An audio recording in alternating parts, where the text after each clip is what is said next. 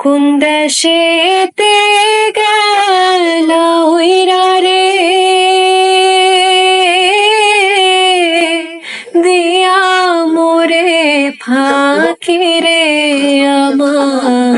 হিম হিম এই মিষ্টি সন্ধ্যায় আমরা আজ হট সেটে আমন্ত্রণ জানিয়েছি এই প্রজন্মের অত্যন্ত জনপ্রিয় একজন অভিনেত্রীকে, যার মিলিয়ন ডলার হাসির ভক্ত তার ভক্তরা।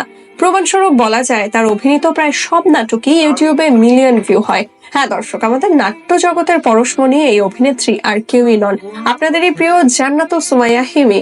আজ আড্ডাবাজির এই বিশেষ অতিথি হিসেবে আমরা তাকেই আমন্ত্রণ জানিয়েছি। চলুন তাহলে আর কথা না বাড়িয়ে সরাসরি আমরা আড্ডায় ডুব দেই। টাকা পয়সার দিকে চিন্তা করলে খুব বেশি না, বাট ভিউ এর জায়গা থেকে তা তো অবশ্যই। সো আমি যদি একটু কাউন্ট করতে বলি, এখন পর্যন্ত কতগুলো নাটক আসলে মিলিয়ন পার হয়েছে? এটা কাউন্ট করা হয়নি কখনো। আপনার ফেসবুক ডিসক্রিপশনে অনেকটা এমন কথা আমরা দেখি যে হতে পারতো বা হওয়া উচিত, কিন্তু সবই তো হলো। এই যে জনপ্রিয়তা পেলেন, প্রত্যেকটা নাটক এত এত ভিউ হচ্ছে, দর্শকরা এত ভালোবাসছেন আপনাকে, তো সেই জায়গা থেকে কি এখন ডেসক্রিপশনটা একটু চেঞ্জ করা উচিত না? না, আমি আর আমার ভাই যেহেতু টেলর সুইফটের অনেক বড় ফ্যান, সো তার গানের টাইটেলে দিয়ে দিছি। মানে এটা আমার কাছে মনে হয় যে খুব মানে ফেসবুকের বায়ো অত সিরিয়াসলি নেওয়ার কিছু নাই, খুবই লাইটলি নেওয়ার জিনিস। আমার যেহেতু পছন্দের একটা গান, গানের টাইটেল।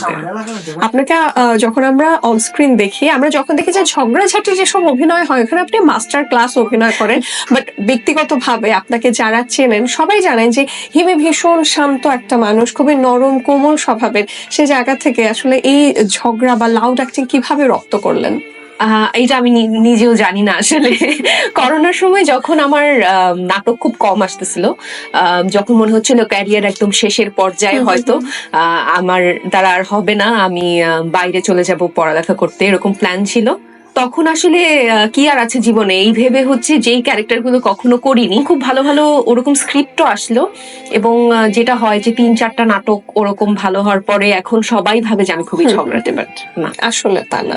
অনেক সময় তো কমফোর্ট জোনের বাইরে গিয়ে অভিনয় করতে হচ্ছে, যেমনটা বলেছেন যে আপনি অলওয়েজ গার্ল নেক্সট ডোর টাইপের ক্যারেক্টার করতেন, সেখান থেকে সরে এসে এই যে এক্সপেরিমেন্ট করছিলেন একের পর এক। আপনার তো সেভাবে অভিনয়ের প্রশিক্ষণ নেই, একটা সময় মডেলিংও করেছেন, ওই জায়গা থেকে কিভাবে রপ্ত করে নিলেন এবং কমফোর্ট জোনটা ভাঙলেন কোনভাবে? আমি আসলে অনেক বেশি টিভি সিরিজ, মুভিজ দেখি, এবং আমার কাছে যখন মনে হলো, আমি নিজেও দেখছিলাম টিভিতে যে আমার প্রত্যেকটা ক্যারেক্টার একই রকম মনে হচ্ছে, খুব বেশি মানে সেখানে ইউনিক কোনো কিছু নাই, তখন আমি স্পন্টেনিয়াস যে ক্যারেক্টারগুলো, এবং অনেকের বাংলা নাটকও আমি দেখেছি এই ক্যারেক্টারটাই করার জন্য। এবং যখন দেখলাম যে না, হয়তো আমার দ্বারা হবে, আর আমার কো আর্টিস্টরা অনেক হেল্প করেছে ঝগড়াঝাটির ব্যাপারে, যেহেতু আমি ঝগড়াঝাটি করে অভ্যস্ত না। জনপ্রিয়তা এবং মেধা দুটোকে না মানে সমান পাল্লায় দেখতে চান না, দুটোকে ভাবেন আলাদা।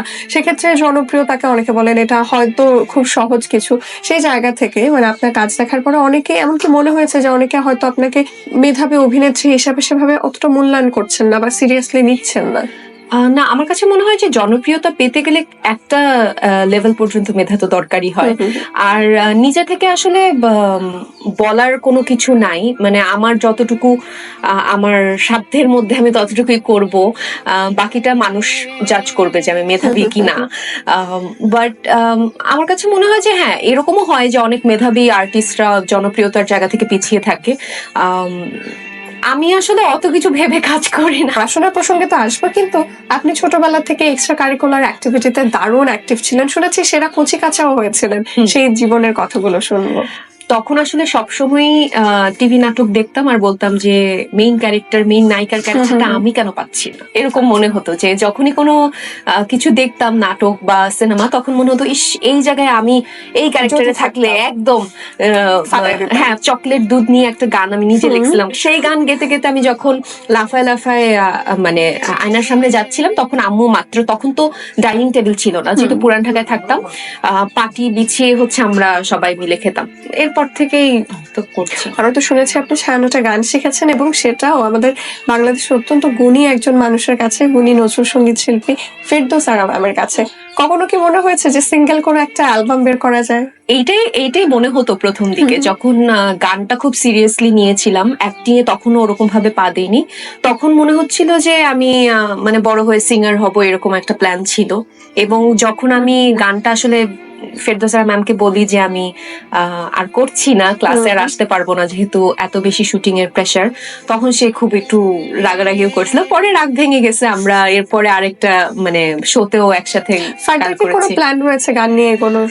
আমার ইচ্ছা তো আছেই, মানে মনের ভিতর সেই ইচ্ছাটা তো থাকেই। আর যখন যেটা বললাম যে আমি যেহেতু টেইলর সুইফটের ফ্যান, সো যখন দেখি যে বাইরের আর্টিস্টরা একাধারে অ্যাক্টিংও করছে, গানও।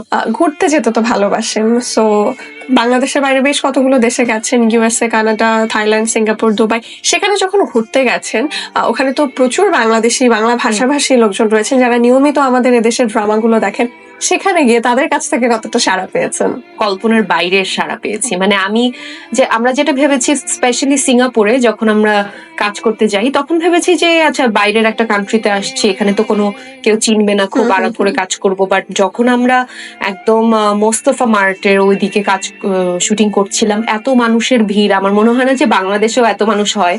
আর বাংলাদেশে উত্তরাতেই তো আমরা বেসিক্যালি কাজ করি, তো তারাও দেখে দেখে অভ্যস্ত, সেই জায়গা থেকে তারা একটু বিরক্ত। বাট দেশের বাইরের মানুষরা যেহেতু দেশের সঙ্গে কানেক্ট থাকার জন্য তাদের একমাত্র উপায় হচ্ছে হয়তো নাটক দেখা ইউটিউবে, সো সেই জায়গা থেকে তাদের কাছে তারা যখন দেখেছে সামনে থেকে, সেইটা তাদের চেহারায় যে একটা উৎফুল্ল যে হাসি, এবং তারা যে মানে দৌড়াদৌড়ি করে ঝাপাঝাপি করে আসতেছে, এই জিনিসটা তখন ওই সময় মনে হচ্ছিল যে কাজ করতে পারছি না, এরকম কিছু কিছু সময় মনে হয়। আবার কিছু কিছু সময় মনে হয় যে আমি হয়তো তার জায়গায় থাকলে, আমার পছন্দের আর্টিস্ট থাকলে আমি একই কাজই করতাম। সো খুবই ওভারওয়েলমিং মানে সাপোর্টও পেয়েছি, আবার এই অনেক মানুষ জড়ো হয়েছে এটাও পেয়েছি। একটু আগে যেমনটা বলছিলাম না, যে পড়াশোনায়ও কিন্তু আপনি দুর্দান্ত, মানে এসএসসি এইচএসসি তে জিপিএ 5 পেয়েছেন, নর্থ সাউথ থেকে খুব ভালো রেজাল্ট নিয়ে আপনি পড়াশোনাও শেষ করেছেন, বিবিএ পড়েছেন ওখানে। আমার বাসা থেকে একমাত্র শর্ত ছিল পড়ালেখায় ভালো করতে হবে, পড়ালেখায় খারাপ করলে সব বন্ধ। সো আমি এটা খুব ভালো মতো জানতাম, এবং আমার বাবা মা খুবই স্ট্রিক্ট প্যারেন্টস। সো তারা যখন রাজি হলো, এবং আমার যেহেতু আত্মীয় স্বজন কেউ এই মিডিয়াতে নাই, এবং যেহেতু একটু ধার্মিক ফ্যামিলি, সো তারা মানে যেটা হয় যে নাচ গান এটা পছন্দ করে না, তো সেই জায়গা থেকে যখন আমাকে মানে অনুমতি দেওয়া হলো, তখন আমি জানতাম যে আমার একমাত্র জিনিস হচ্ছে আমি পড়ালেখাটা ঠিক রাখতে পারলে, ওই দেখা যেত শুটিং এর মাঝখানে ডিরেক্টরকে আগেই বলে রাখতাম যে আমার মিড এক্সাম আছে, আমাকে এই সময়ে ছাড় দিতে হবে। আচ্ছা, অনলাইন ক্লাসের সময় কি এমন হয়েছে যে টিচার ক্লাস নিচ্ছেন, আপনি ক্যামেরাটা অফ করে এদিকে শুটিং করছেন বা মেকআপ করছেন, কাজ করছেন? হ্যাঁ হ্যাঁ, এরকম প্রচুর হয়েছে। এবং যখন কোয়েশ্চেন করেছে অ্যান্সার দিতে, অ্যান্সার বলছি, তখন আমার পাশ থেকে ডিরেক্টর বলে এর মাঝখান থেকেও এক্সাম দিচ্ছ, যে যেটা করতে হয় আর কি। আমরা এই বছরের শুরুর দিকে কাউন্ট করেছিলাম যে নিলয় আলমগীরের সাথে এখন পর্যন্ত আপনি 143টা নাটক করেছেন। মানে আপনাদের জুটি তো খুবই পপুলার, কারণ আমরা যদি দেখি আপনি ছাড়াও নিলয় আলমগীর কিন্তু আরো 59 জন নায়িকার সাথে অভিনয় করেছেন। কিন্তু এখন মানুষের মুখে মুখে নিলয় হিমি জুটি। এখন পর্যন্ত যদি জিজ্ঞেস করি কতগুলো নাটক হয়েছে, সেটা কতটা বেড়েছে 143 থেকে? আমি মানে গুনি না আসলে কত হয়েছে, হয়তো 200-র কাছাকাছি হতে পারে এতদিনে, এই লাস্ট কিছুদিনে। ছোটবেলায় আমরা ভাবতাম যে শাবানা আলমগীর হয়তো স্বামী স্ত্রী, বা শাহরুখ কাজল স্বামী স্ত্রী। এই যে নিলয় এবং হিমি, এই জুটিটাকে কেউ কি স্বামী স্ত্রী ভেবেছে? যে শুটিং করতে গিয়ে এমন মানে কোনো কোয়েশ্চেন ফেস করেছেন এখন পর্যন্ত? শুটিং করতে গিয়ে না, বাট অনলাইনে অনেক কোয়েশ্চেন ফেস করতে হয়, এবং খুব অদ্ভুত অদ্ভুত রুমার এরকম আমি দেখেছি। বাট আসলে নীরা ভাই বিবাহিত, সোশ্যাল মিডিয়ার এই যুগে যেখানে সবাই সবার সঙ্গে কানেক্টেড থাকা উচিত। বাট তারপরেও হয় কি, এটা আমাদের ক্ষেত্রেও হয় যে ফেভারিট জুটি বা ফেভারিট মানুষদের একসঙ্গে কাজ করতে দেখলে মনে হয় যে আচ্ছা তারা হয়তো পারিবারিক লাইফে ওরকম থাকলে এটা ভালো হতো। হ্যাঁ, অডিয়েন্সের জায়গা এটা বোধহয় নাটকের জনপ্রিয়তায় ভালো একটা প্রভাব ফেলে। হ্যাঁ হ্যাঁ, এটা হতে পারে। তার মানে আমরা ক্যারেক্টার গুলো ঠিকঠাক মতো করছি, এবং সেই জায়গা থেকেই হয়। বাট আমার কাছে এই জিনিসটা খুবই ফানি লাগে। 2016 সাল থেকে তো দুজন একসাথে কাজ করছেন জুটি হয়ে। দুজনে তো অন্যান্য অভিনেতাদের সাথেও কাজ করেছেন, আর নিশ্চয়ই পরিচালকরা কাস্ট করছেন এবং জনপ্রিয় হচ্ছে এই জুটিগুলো, তাই আপনারা বারবার একসাথে হয়ে পর্দায় আসছেন। কিন্তু আপনার ব্যক্তিগতভাবে কখন মনে হলো যে নিলয় আলমগীরের সাথে জুটি হয়ে কাজ করা উচিত সমান তালে? না, এরকম ভাবে আসলে আর্টিস্টরা তো প্ল্যান করে কোনো কিছুই করতে পারে না যে আমি তার সঙ্গে জুটি বাঁধবো, মানে ব্যাপারটা তো ওরকম না। আগের কালে হয়তো 80s এর দিকে মুভির ক্ষেত্রে এটা ছিল। হ্যাঁ, মুভির ক্ষেত্রে এটা হতো যে জুটি বেঁধে একাধারে অনেকগুলো ডেট দিত, এবং তখন জনপ্রিয় হতো। বাট আমাদের নাটকের ক্ষেত্রে ওরকম ভাবে হয় না। আর আমি যেহেতু 16 সাল থেকে কাজ করলেও কিন্তু রিসেন্ট সময়ে নীলা ভাইয়ের সঙ্গে জনপ্রিয় হয়েছে কাজগুলো।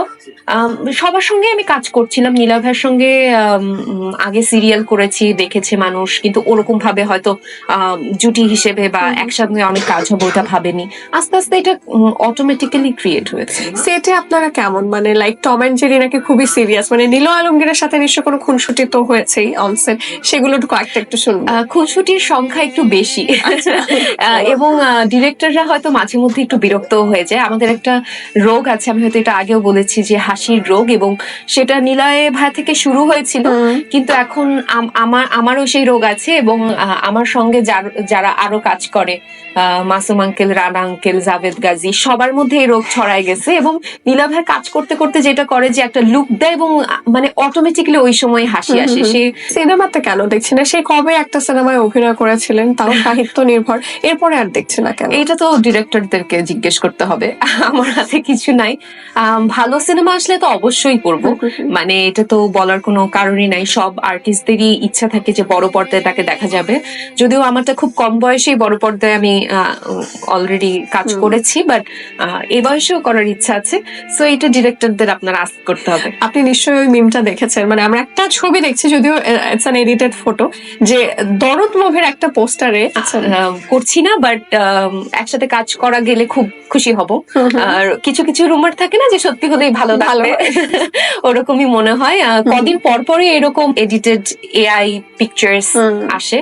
তো আমার কাছে মনে হয় যে অবশ্যই শাকিব খান অনেক ভালো একজন অভিনেতা, এবং সে রিসেন্ট টাইমে তাকে আরো বেশি অনেক প্রমাণ করেছে।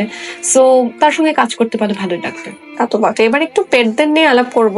পেটস না, আমার বাসায় হচ্ছে ঘুঘু পাখি আছে, বিড়াল আছে, বাট ওরা ছাড়াও আমার বেশিরভাগ সময় যায় হচ্ছে আমার রাস্তার যে কুকুর বিড়ালরা আছে, বা আমি যেখানে শুটিং করতে যাই ওইখানে কিছু ফ্রেন্ড সার্কেল হয়ে যায় কুকুর বিড়ালদের।